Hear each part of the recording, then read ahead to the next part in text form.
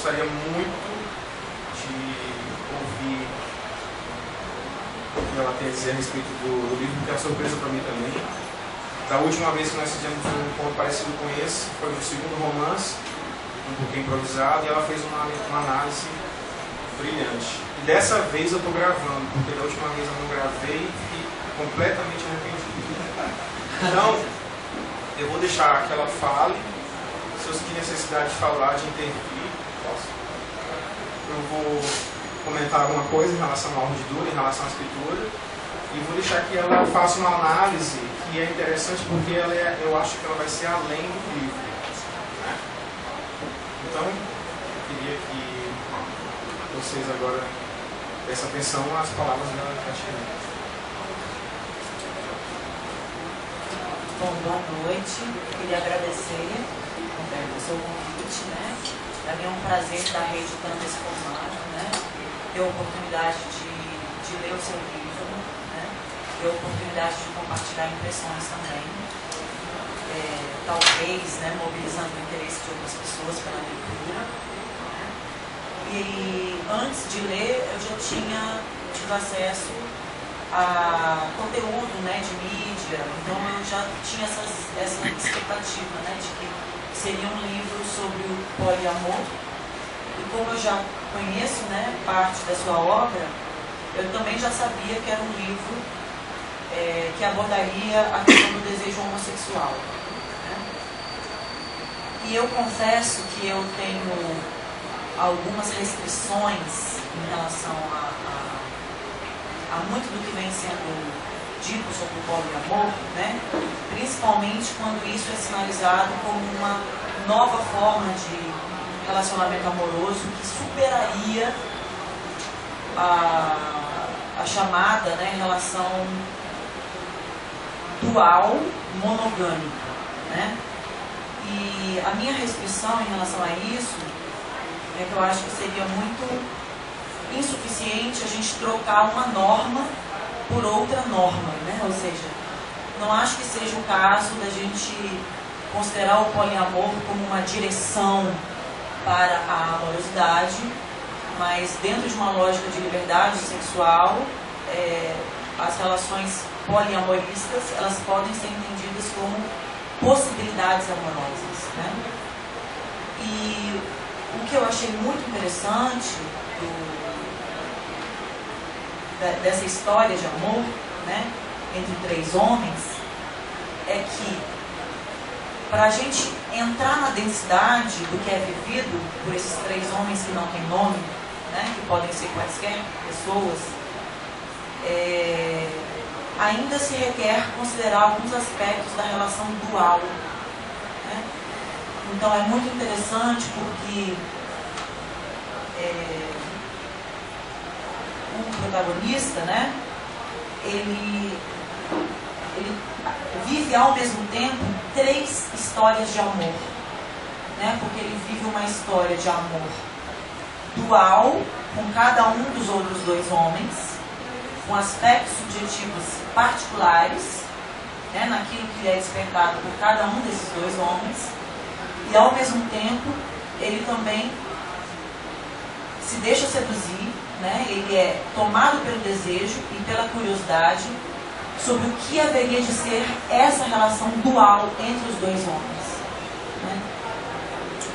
Inclusive, uma certa indagação de como haveria de ser possível, o que haveria entre esses dois numa relação de 10 anos, né? Da qual ele não compartilha a história na sua completude, né? Em termos temporais.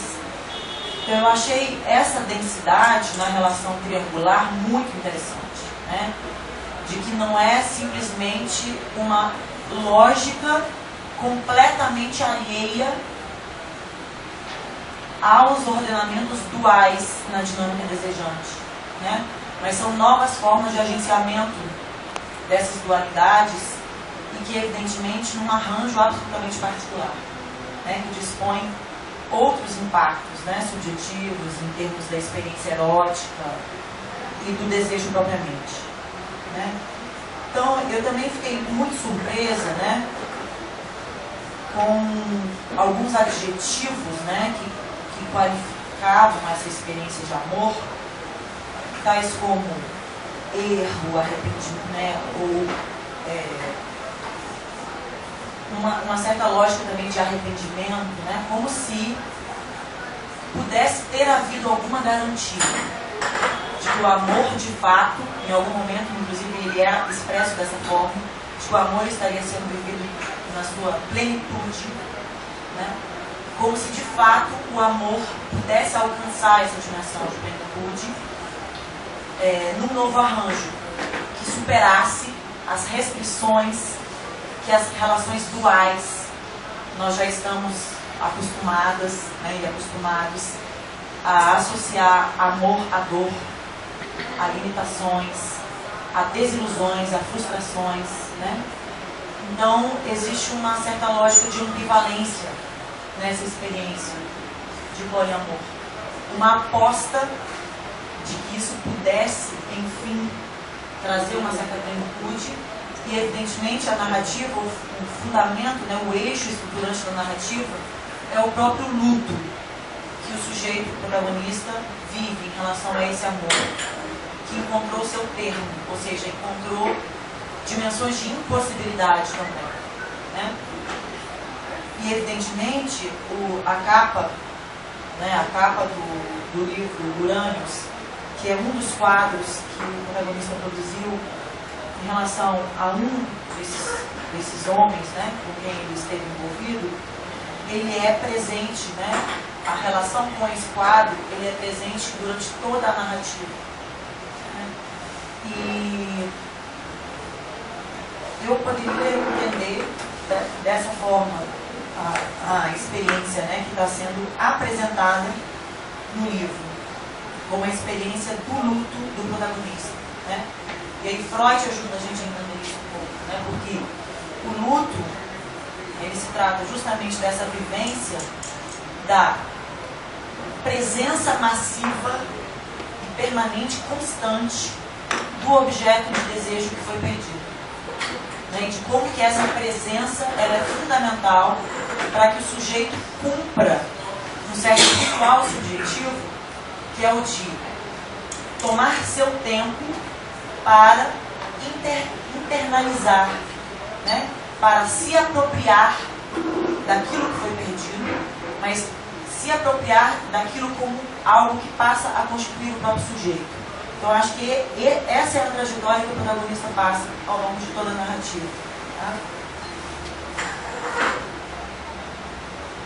Então, quando ele menciona, né, principalmente o quadro, mas também muitos fragmentos de narrativas em diário, né, em poemas, que foram mecanismos também de registro de uma experiência que não tinha nome, mas que passa a ser passível de integração, né, na perspectiva de produzir algum sentido sobre o que foi vivido, né, que sempre escapam, mas que são sentidos parciais, que são possíveis. Algo da ordem, né, da maldita lembrança necessária, são palavras do autor, né, é apresentado, né, como o cerne mesmo dessa experiência subjetiva que é apresentada na narrativa literária, né? Então, essa maldita lembrança necessária, ela é uma tradução do que o luto representa na experiência de um sujeito que perdeu, né?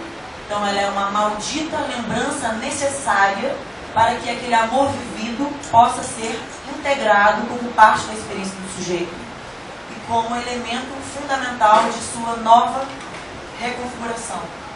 Então, achei muito interessante o livro como um todo, né? Tem dois personagens que aparecem mais no início da narrativa e que depois eles desaparecem completamente, que são o pai e o irmão, né? E aí eu fiquei me perguntando por que esse pai e esse irmão aparecem e desaparecem dessa trajetória, né? E aí, evidentemente, não vou fazer uma interpretação, né, do personagem, não é disso que se trata, né? Mas acho que o universo, né, que é apresentado nessa narrativa, ele é um universo integralmente masculino. Não existem personagens mulheres nesse livro. Não existem outras pessoas além desses homens que integram o universo subjetivo do protagonista, né? E, evidentemente, o pai, ele aparece como um elemento de forte identificação. Inclusive, o protagonista está empenhado na reconstrução biográfica do pai. Ele menciona isso no dado momento do livro. Ou seja, uma certa pergunta sobre o que é ser homem permeia toda a narrativa, né? E a questão da fraternidade, né? Que é apresentado num dado momento, né? Quando se menciona um reencontro com um irmão com quem não se pôde compartilhar a presença, né? E que talvez também impacte, não sei se na narrativa, mas nos sentidos que o leitor, né, constrói sobre dimensões afetivas presentes nas relações entre os homens, nas relações homossexuais. Né? Para além da dimensão erótica propriamente, um certo laço de fraternidade, ou seja, de comunhão de masculinidade, de compartilhamento de masculinidade. E evidentemente o protagonista herdou algo dessa história que ele perdeu. Expertise culinária, ou uma certa convicção de que a docilidade pode integrar também de forma muito densa o modo de ser homem, né? E deixa eu ver se tem mais alguma coisa, né? Eu acho que já são várias questões, né? Eu fiquei pensando muito também nessa questão da disparidade dos desejos, porque entre os três, essa dimensão, né, de quem deseja, quem é desejado, quem se move numa dinâmica de carência ou de insegurança em relação ao desejo do outro, essas posições elas são móveis ao longo da narrativa, né? E eu, em mais de um trecho da narrativa, eu me lembrei do banquete de Platão, né? Inclusive, quando o protagonista se pergunta, né, que ele teria que se dividir em dois para amar dois homens, e que pedaços ele reservaria para cada um, eu não pude evitar me lembrar, né, daquele mito platônico, né, da bipartição dos três seres originários, né, que seriam fêmea, fêmea, macho, macho, macho, fêmea, né, e que seria da ordem da experiência amorosa essa busca por uma parte de si que se desconhece, mas que pode vir a ser integrada como algo que te pertence também, né? Então, tem uma dimensão também de luto na experiência do poliamor em relação à relação dual, né? Porque no final, principalmente da narrativa, se agencia uma dinâmica de como que aquela experiência que se perdeu, né, em função principalmente do protagonista se perceber como um terceiro que não partilhava de uma densidade de uma relação dual que era anterior, né? Então essa experiência, por meio dessa constatação, ela se afrouxa, né? O laço triangular ele se afrouxa e pelo menos dois desses personagens passam a se empenhar sobre a pergunta se não haveria de ser possível recuperar o amor dual. Então acho que, enfim, por aqui eu finalizo, não como uma retomada da dualidade, como horizonte da amorosidade, mas de como que mesmo no poliamor, essa dimensão entre dois, ela também é bastante significativa, né? Então não é algo que se foi superado, mas são novos arranjos relacionais que também acolhem a densidade da dualidade, né? E aí, em teoria psicanalítica, a gente tem justamente o terceiro como um elemento que vai impor limites nessa dualidade, né? Então, acho que a gente está realmente tratando do amor em sua complexidade e, ao mesmo tempo, em seus limites, né? E espero que o protagonista tenha se apropriado dessa experiência amorosa, não apenas como algo que findou ou que encontrou limites, mas como algo que foi vivido de fato na sua densidade. Então, por aqui eu finalizo esses comentários.